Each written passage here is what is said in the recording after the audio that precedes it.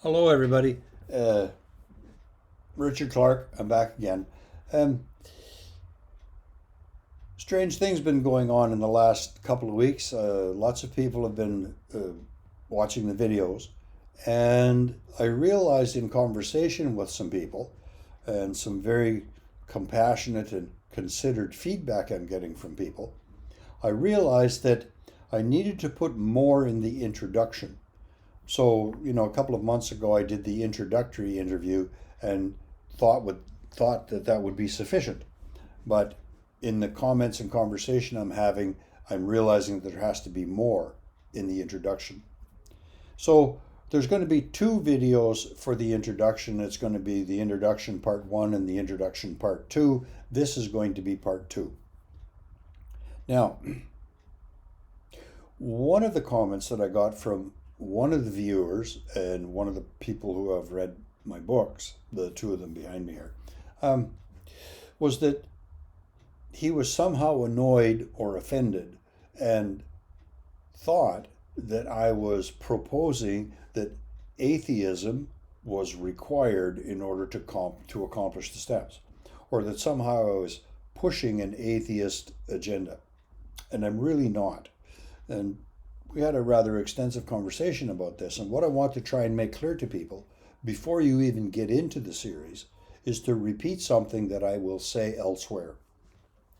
The purpose of me doing these videos is to understand the psychology of addiction, the mental processes that go into how an addict thinks and how an addict talks and how an addict has values and justifies or excuses their behavior. It's entirely the psychology of it. It doesn't matter to me whether or not you're a theist and you believe in God and pray regularly, or you're an atheist and you've never said prayers and you don't agree with theism. Those two sort of value positions are irrelevant to me in the way that we think and address addiction and addiction's treatment.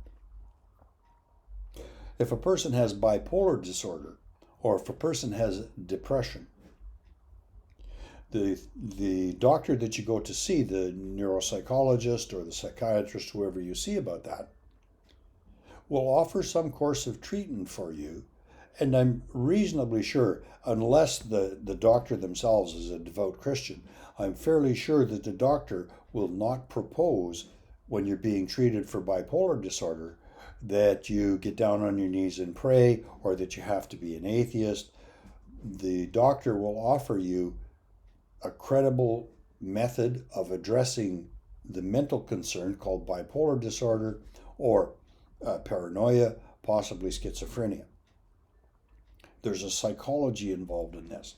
So, the purpose of me talking about this and offering these videos is to eliminate the various opinions about atheism and theism and deism and agnosticism. They're generally, I believe, they are irrelevant to the process of recovery.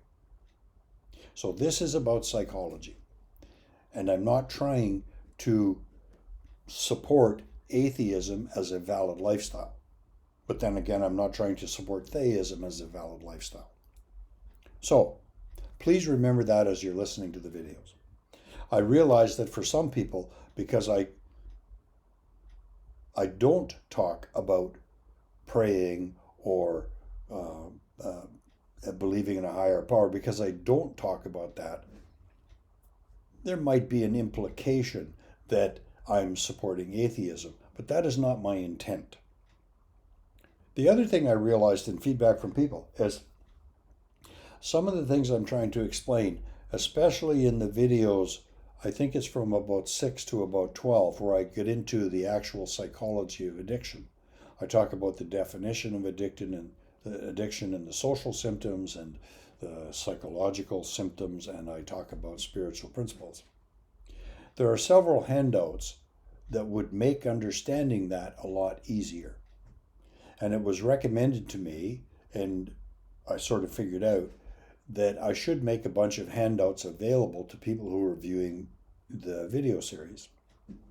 Now, I'm not very sort of computer adept. I'm not very computer savvy. I'm sort of basic, middle of the road accomplished. So what I realized that what I could do was make the handouts available as a free download on my website, my counseling website. So, as you see in the other videos, in the first 2 or 3 videos, I point out that my counseling website is greenroomlectures.ca. www.greenroomlectures.ca. So if you go to that website, there's a home page and there's a page about me. And if you look at near the bottom of the menu on the left side of the page, there is a page there that says free downloads. Click on that page.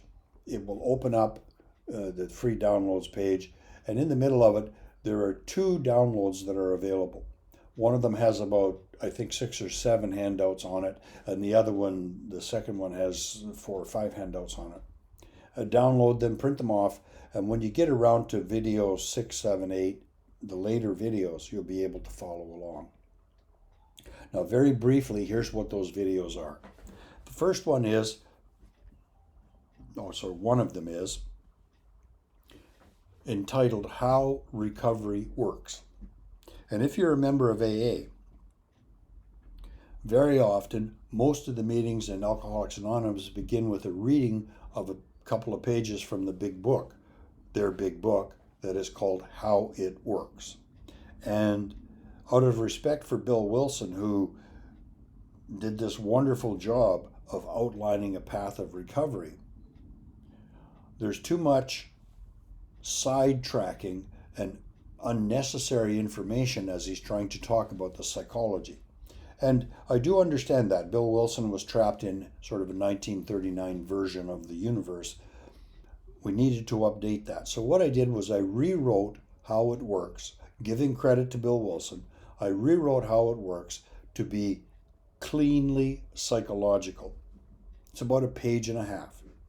So it's How Recovery Works with an outline of the steps of psychology. So there are 12 steps in that handout that explain the psychology of what we do and what spiritual principles are. And everything in that handout is covered principally in the blue book, the Addiction Recovery Handbook.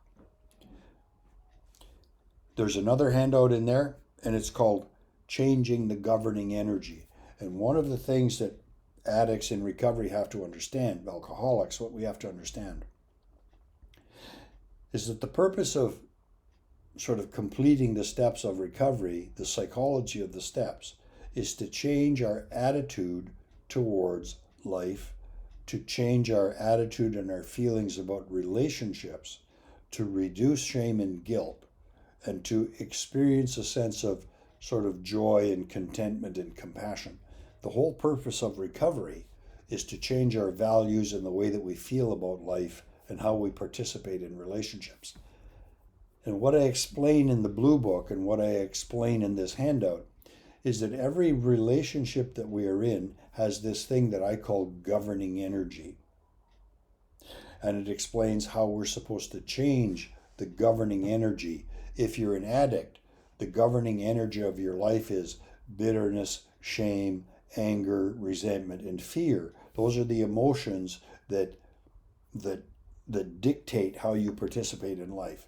And if you live a spiritual life, on the right side of that handout are the emotions that are associated with a spiritual life. And that's compassion and kindness and honesty and veracity. These are the emotions that govern your participation in life if you're living spiritually principled life. So there's a chart on governing energy. There's a chart on the cycle of shame, or the cycle of acting out, which is directly taken from the wonderful work of John Bradshaw. And then there's a handout that I found important in one of the seminars I did that people really responded to, and it's called Personal Empowerment. And the purpose of that handout is for you to understand that one of the purposes of recovery is for the addict themselves to be the director general of their own recovery. The addict themselves, as they go through the 12 steps, has to become the director of their own treatment. Not a doctor, not a psychologist, not a priest or a minister, not your wife or your husband, not your big brother, not your parents. The addict themselves has to learn how to be responsible and be the boss of their own sort of spiritual transformation, and explain why that is. Then there's a chart that I've held up in one of the seminars of the spiritual principles and the social symptoms of addiction. There's a chart of recovery that explains how you learn about spiritual principles. That's in there. Certainly the definition of addiction. Now, there's one handout on the cultural focus, and this is a little bit tricky to understand, so there's a bit of an explanation. If you're trying to understand the cultural focus of addiction, I know this is a lot of information and I'm going kind of fast, but there is a handout or a chart in the Blue Book called The Cultural Focus of Addiction, and it breaks our society down into 4 main groups, and I label them arbitrarily A, B, C, D. Group A is for those people, probably less than 20%, that are reasonably spiritually healthy, they're not involved in any addictions, and they're generally compassionate. These people are sort of kind of invisible. The second group, B, is about 60% of the population, and it explains how these people are living with socially approved addictions. Group C are the 15 or 20% of addicts that we all can see are going downhill fast. They're descending in a spiral downward into hardcore addictions. And then group D, the final group, is the 2 or 3% of the population that we usually see in the news reports, the people that end up in extra care recovery facilities. These are the people that are pushing shopping carts and breaking into cars and doing shoplifting and living on the street, and they're homeless.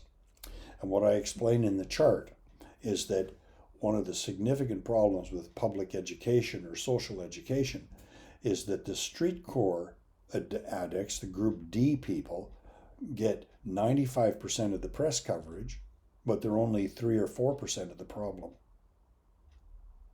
And then there's a quote by one of my favorite social activists from the United States. Her name is Maya Angelou. She recently passed away, about courage. So these are the handouts that are available. I would encourage you to go to that website, greenroomlectures.ca, print them off, and have them available as you're listening through the videos. And when I get to hold up the charts or I'm talking about the symptoms, it will make understanding them different, make it easier. So thank you very much for listening, and this will become the introduction video part 2. Thank you very much.